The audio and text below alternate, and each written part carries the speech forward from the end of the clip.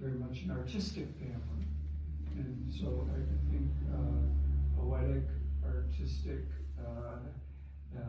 with music, with painting, with words, and that what we can best do to honor Jeff today would be to try to think of ourselves as a junior artist here, trying to maybe stand before a palette that's empty, and we're just trying to place some colors and some images, some sunshine, some clouds, some green grass, some water, some energy that we want to depict is a way of remembering the goodness that radiated through Jeff,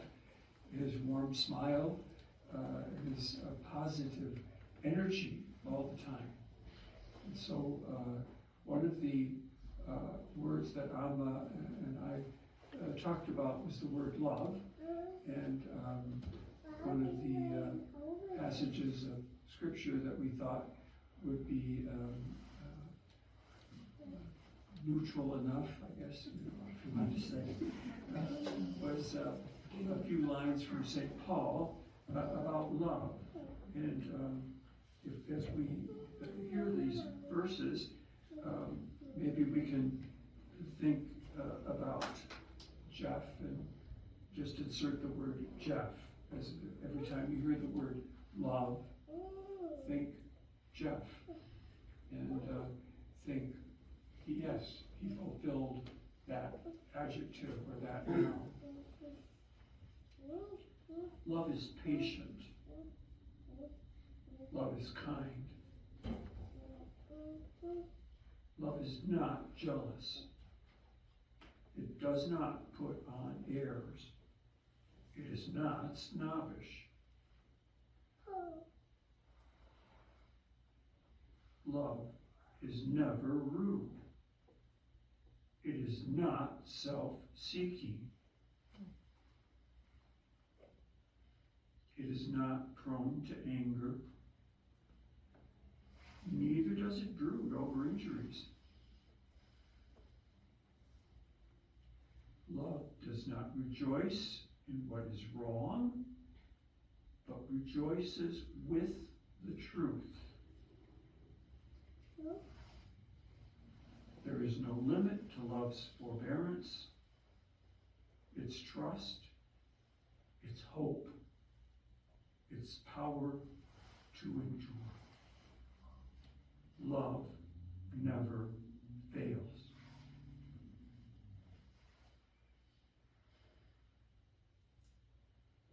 Our knowledge is imperfect. Our prophesying is imperfect. But when the perfect comes, the imperfect will pass away. When we were children, we spoke like children, thought like children, and reasoned like children. But as we mature, we put these things aside. We see indistinctly now as in a mirror, but then face to face. Knowledge here is imperfect, but then someday we will know as we are known. In the end, three things last: faith, hope, and love. And the greatest of these is love. In his professional work, certainly Jeff had to have a lot of faith in what he could do and the people with whom he worked. It takes a lot of faith to choose to get married, to choose to have children, to support different causes. It takes a lot of hope to live day by day. And we were speaking about hope, and myself, that she said, you know, at one point all we had to live on was hope. And it's true for all of us, even here at this moment, in what many of us might hope is a big point of our life, perhaps. That hope is really all we have to live on. Hope will be understood, accepted, forgiven, embraced as we go through the different challenges. And Jeff was there to be the icon of hope as he dealt with illness, but also as he put confidence in each of you and helped you to have hope in yourself and in the future. And love. Hope eventually leads us to love. Faith, hope, love work together. And that the hope kind of leads the way, as one of the poets put it, that hope is like the lurch forward of the three sisters of faith and hope and love. And faith anchors us, but love connects us.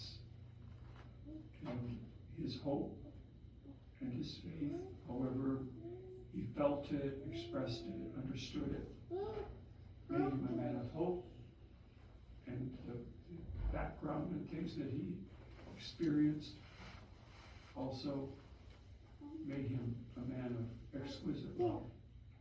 And so we're celebrating his faith, his hope, his love. We're celebrating the way that he was truly a gift of God for us.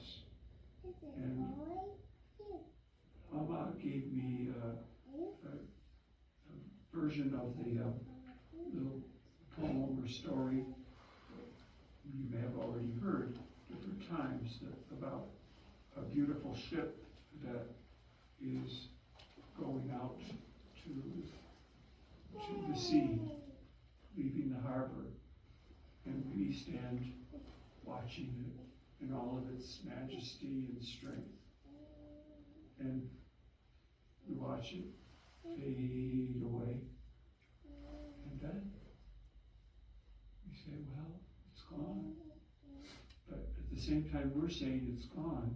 And it's become a little speck. The same ship with the same dimensions is now, with great grandeur, arriving at another port. And people at the other end are saying, here it comes. And that's the sense of the vision that I think Amma wants us to have as we color the landscape here in whatever way, and whether with painting or with music, whether with words, that we're trying to look and to see how Jeff is leaving us, so it seems, but he's going to even greater vistas, and he prepares a way for us, as he always did. He wants to support us and sustain us, as he always will. And so today we are celebrating the energy, the movement, the fidelity, the courage, the depth of commitment that was so much of a part of every aspect of every day of his life. And no matter where he was, and whether alone or with Amma or with any of you, he was always ready to encourage, to be a model, to be a support, an encouragement, to learn, to listen, to guide, to suggest. He understood that he was here to be a gift, and he certainly lived that vocation, if you would, to be a gift.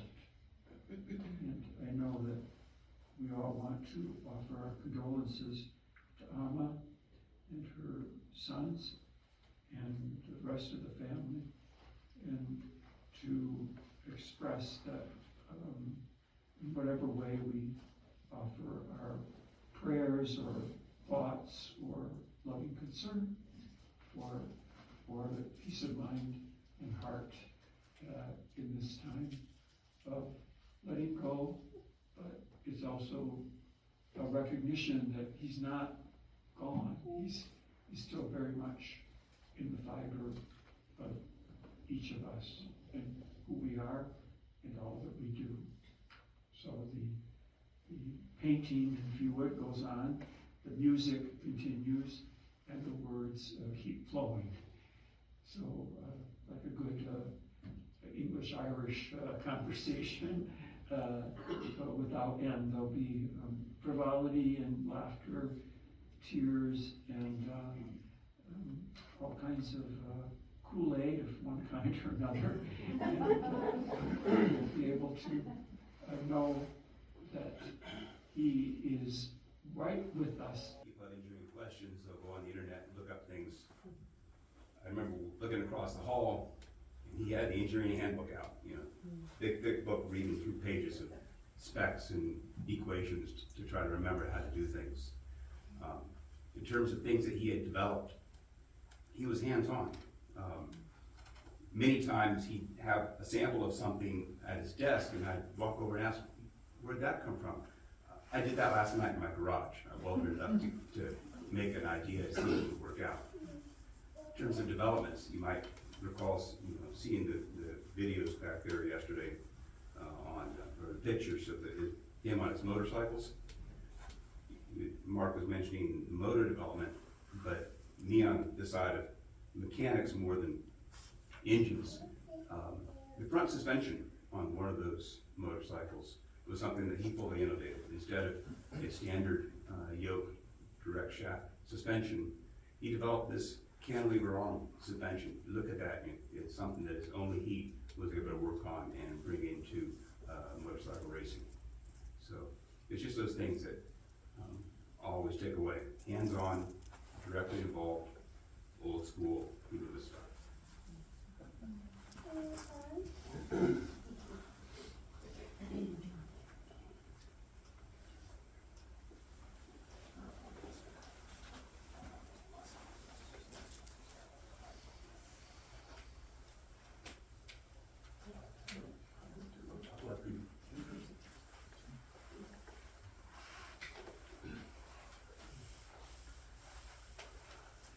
My name is Ann Batch, and I'm a good friend of Alma's.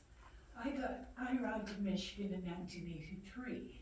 I came to America in 1968, and we were moved around by being in the auto business. My husband was with Volkswagen, which isn't a good word around here. It's GM, of course. But one evening, I got a phone call in Irish accent, and we got talking. It was Alma. Where are you from? And she mentioned Mayo, and I said, well, my dad was from there, whereabouts? And bit by bit, she told me where they were from, her family. And it turns out her father was best friend of my uncle, and my dad knew very well, and my aunt, and all my relatives, so we had a lot in common. And poor Jeff had to put up with us talking about these people, and a lot of that kind of thing. But when my husband died some years ago, Jeff was my source for car problems. Because I'm the most unautomotive person you could imagine. As long as there's 4 wheels and good steering wheel and air conditioning, I'm a happy camper. I'm not into all the other buttons and things and computers. But we get a lease through the company. And of course, the big thing at the end of the lease is, it's got to go back to be as perfect as possible. So if there's a little scratch or a little thing, how do you fix it? And Jeff was my source. And he bailed me out many, many times. And I always knew I could call on him. And he would give me the right advice. And and he have been great friends to me over the years. And, you know, we've had great times together. We've laughed and we've cried about different things. But it's been a pleasure knowing them. They're wonderful friends. And when my husband died, they were wonderful support. So I'd be support for you guys too. Thank you.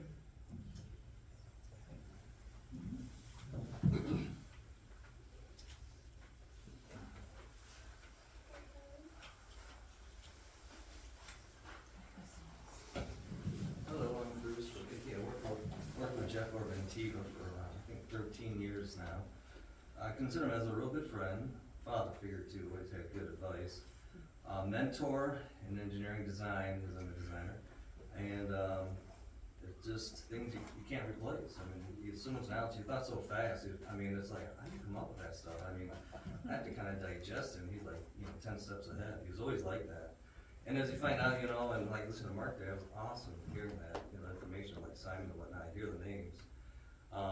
It's just great. I mean, he's a tweaker, he can fix anything. I was like, hey Jeff, what are you doing? Can you come up? Can you fix my snowboard? So he takes it apart, takes the carburetor home, rebuilds it for me.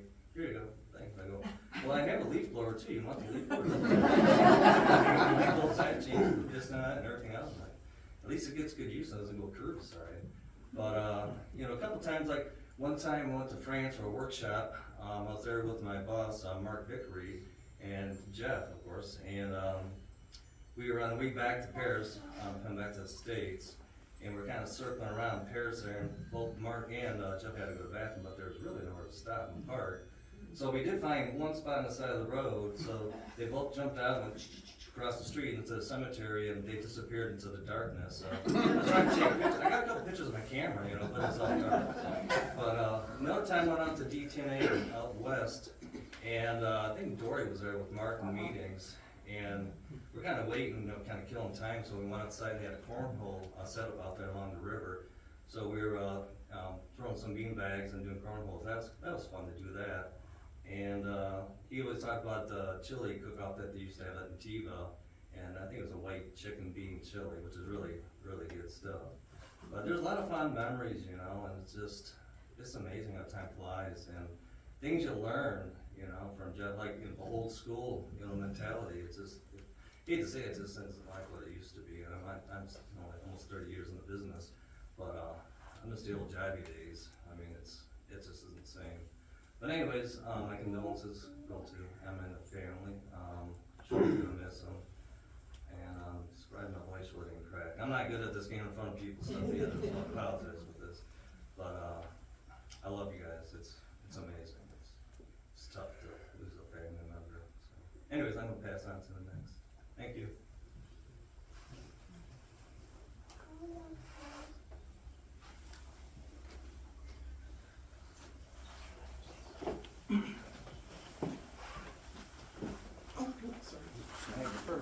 Sorry.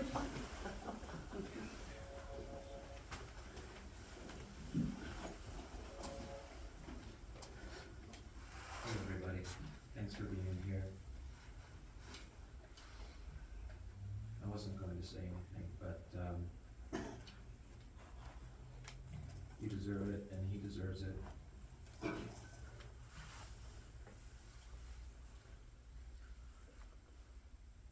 As a family man's perspective. After a long, difficult journey, Dad was comfortable enough and with little enough pain to let go last week. Now he's free of it. This is the peace that we can find right now. He was the strongest, smartest, most fearless, most reliable, heroic man I'll ever know. Dad found sense, solutions, balance where most could not.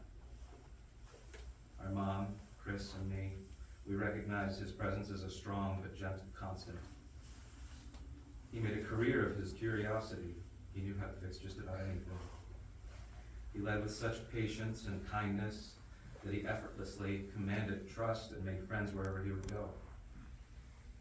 He loved playing golf with me and my brother and with his friends. And whenever he thought he found a fix to his swing, or he got a new club he wanted to try, he'd excitedly talk with my brother and me, or anyone who's listening, about it. And we'd go to the course at the driving range and put it to practice. always leave unsatisfied with the mission, but filled with happiness by the journey.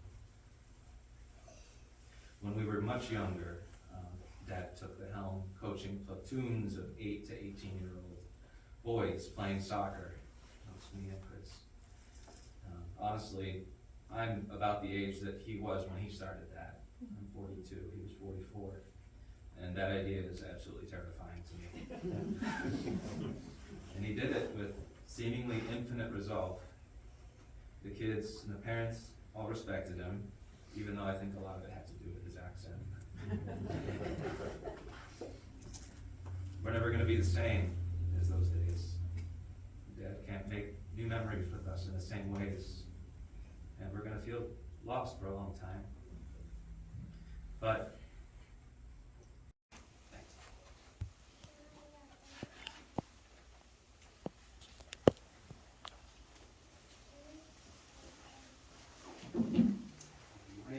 My name is Mike. I've known Jeff for 20, 25 years. We worked at Intiva here for the last 15 years. And that's kind of when we got a little closer. You know, Jeff was big into motorcycles. He's a gearhead. I grew up that way as well. You know, his passion was motorcycles, and mine was large displacement V8 American engines. So we had lots of stuff to regale stories on. And he was an interesting character. He was a neat guy, severe goofball.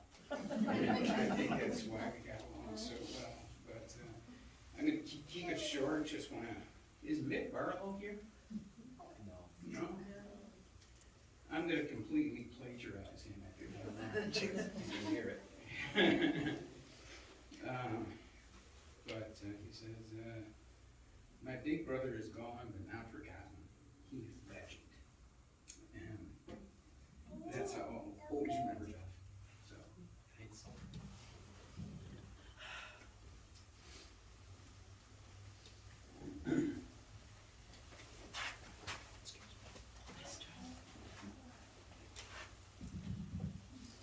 Hey, I'm Christian, Jeff's youngest son. Just wanted to thank you all for being here. He, as you can see from some of the people he worked with and dealing with our sort of artistic minds, which is very different than an engineering mind, that was very patient. And I hope to be able to be as patient to our daughter that we're expecting, with my wife and with my family. I just wanted to thank you all for being here. Thank you.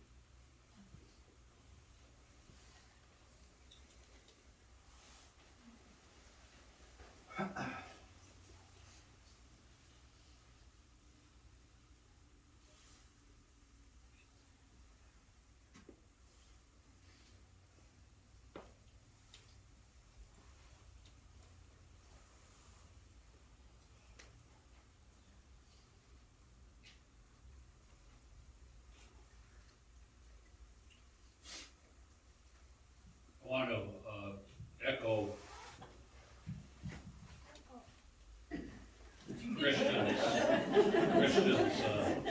thanks to all of you for being here, and on behalf of Alma, thank you, and for the beautiful testimonials from his co-workers and friends.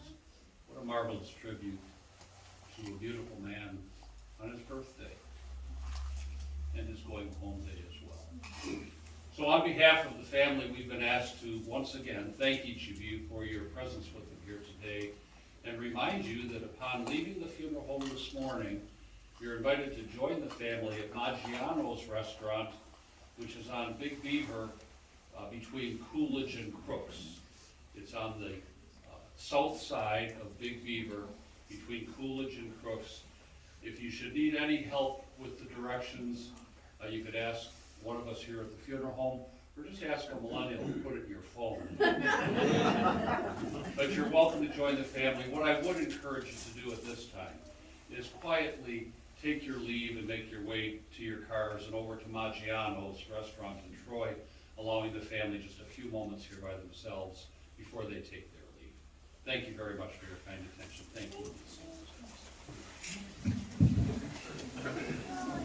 you.